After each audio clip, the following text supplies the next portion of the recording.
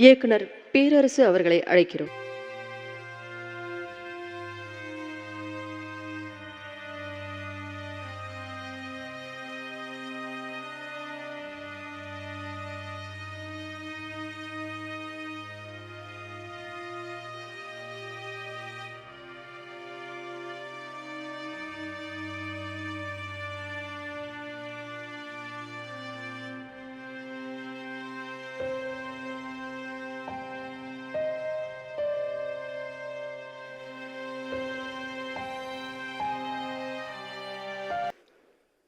அனைவருக்கும் வணக்கம். கலிகாலம் கலிகாலம்னு சொல்லுவாங்க.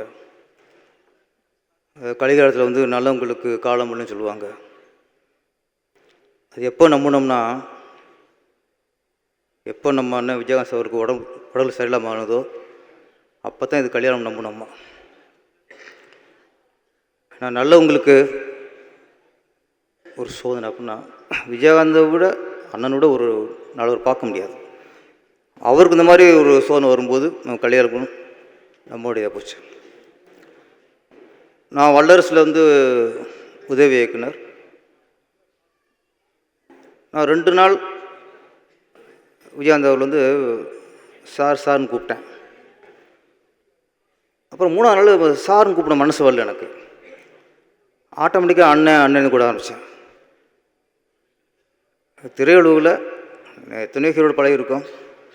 எல்லோரையும் சார்னு சொல்லுவேன். விஜயகாந்த் அவர் மட்டும்தான் அன்னைக்கு அண்ணன் கூப்பிட ஆரம்பித்தது. நான் தருமபுரி படம் பண்ணும்போது அண்ணன் கூப்பிடுவேன். ஏன்னா அவர் பழகும்போது ஒரு அந்யூனம் ஏற்பட்டுச்சு. அவரை ஒரு அந்நியமாக பார்க்க முடியல. அவர் பழகும்போதும் கூட போகிற அந்த சகோதர மாதிரியே பழகுவார். அப்போ ஆட்டோமேட்டிக்காக நம்மளுக்கு அவர் அண்ணனே கூப்பிட ஆரம்பிச்சிட்டோம். நிறைய பேர் சொன்னாங்க அடுத்த நடிகரில் பாராட்டுதுன்ட்டு. என்னோடய தர்மபுரி படம், அதில் எம்எஸ் பாஸ்கர் வந்து அண்ணனும் கூட சுரோட்டா பண்ணியிருப்பார். படம் பூரா எல்லாத்துலேயும் கூடவே இருப்பார்.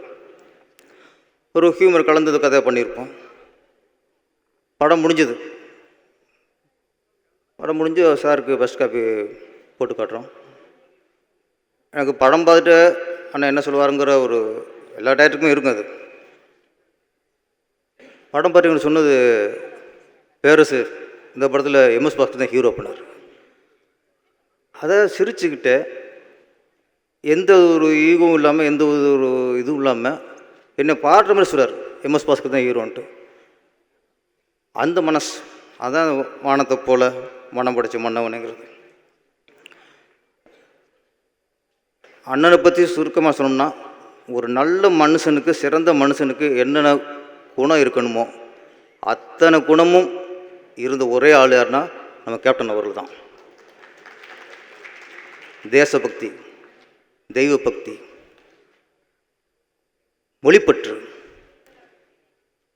நன்றி மறக்காமல் இருக்கிறது, நட்பு பாராட்டுறது, மக்களை நேசிக்கிறது, ஏழை மக்களை அரவணைக்கிறது, ரசிகர்கள்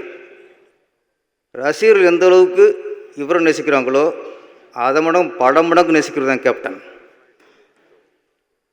இப்படி எல்லா பண்பும் அது மாதிரி இல்லாதவங்களுக்கு உதவுறது மாதிரி ஒரு நல்ல மனிதருக்கு, சிறந்த மனிதனுக்கு, எப்படின்னா ஒரு மகானுக்கு இருக்க வேண்டிய அத்தனை குணமும் இருந்தவர் தான் நம்ம கேப்டன் அவர்கள். இன்றைக்கி கூட்டம் கூடுறதுலாம் அன்னன்னைக்கு சாப்பாடு போட்டால் தான் கூட்டமே வருது. கேப்டன் அவர்களுக்கு என்றைக்கே போட்ட சாப்பாடு தான் இன்றைக்கி எத்தனை கூட்டம் வச்சு. இன்றைக்கி அவர் அடக்கம் இருக்கிற இடம் இன்னும் சொல்லப்போனால் ஒரு சித்தர் பீடம் மாதிரி ஆகிப்போச்சு. அவர் இறந்து இது 3ஆவது வாரம் ஆக போகுது. இன்றைக்கும் கூட்டம் இங்கே க்யூர் இருக்குது. எந்த தலைவர்கள் அது வரைக்கும் இந்த நாட்டை ஆண்டவர்கள் கூட, பல முறை முதலமைச்சர் ஆண்டவர்கள் கூட அவங்க மரணித்து 3ஆவது வாரம் போல கூட்டம் சமையல் இருந்துச்சுன்னா எனக்கு நான் கேள்விப்பட்டதில்லை. அந்த கோயம்புத்தூர் ரோட்டில் போகும்போது பார்த்தா இன்னும் கியூ, எவ்வளோ கூட்டம். இதுதான் அவர் சம்பாதிச்ச சொத்து. அவர் கட்டின கல்யாண மண்டபத்தை இடிக்கலாம், இந்த கோடிக்கான சொத்து இருக்க மக்கள் அன்பு அதை யாராலும் இடிக்க முடியாது. அது என்றைக்கும் மனசில் இருக்கும். என்னை பொறுத்த வரைக்கும் கேப்டனோட மரணம் நம்ம இழப்புன்னு சொல்ல முடியாது. அது நம்ம நாட்டோடைய இருப்பு. அது எல்லா மனசிலும் இருக்கார். அதோடைய இருப்பு தான் அது.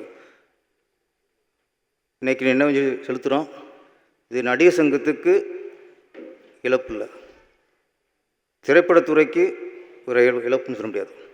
இது நம்ம தமிழ் நாட்டுக்கே ஒரு இழப்பு. ஒரு நல்ல தலைமை இழந்துட்டோம்.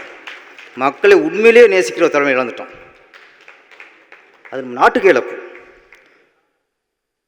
மொழிப்பற்று கேப்டன் பிரபாகரன் இங்கே எந்த அளவுக்கு ஓடிச்சோ அதை விட மிகப்பெரிய வெற்றி தெலுங்கில் மிகப்பெரிய வெற்றி அடைஞ்சிச்சு. அந்த வெற்றிக்கு அப்புறம் தெலுங்கில் நிறைய அவருக்கு ஹீரோவாக அடிக்கிறதுக்கு நிறைய அழைப்பு, போகவே இல்லை. அவர் 150 படமும் தமிழ் படம் தான். சில நடிகராக 100-150 படம் சொல்லுவாங்க. அதில் ஹிந்தி இருக்கும், தெலுங்கு இருக்கும், கன்னடம் இருக்கும், கலந்தே இருக்கும். கேப்டன் ஒருத்தருக்கு தான் நடித்த முதல் படத்திலிருந்து கடைசி படம் வரைக்கும் தமிழ் படம், தமிழ் பற்று. தமிழனாகவே வாழ்ந்து தமிழ்நாட்டுக்காக வாழ்ந்த ஒரு உன்னத தலைவர். அவருடைய ஆத்மா சாந்தி அடையணும். அவங்க குடும்பத்துக்கு கண்டிப்பாக ஒரு ஆசீர்வாதம் என்றைக்குமே இருக்கும். குடும்பம் இன்னும் நல்லா பெரிய வளர்ச்சி அடையணும். அவர் ஆத்மா சாந்தி அடைய எல்லாம் இறைவனை வேண்டி நன்றி. வணக்கம்.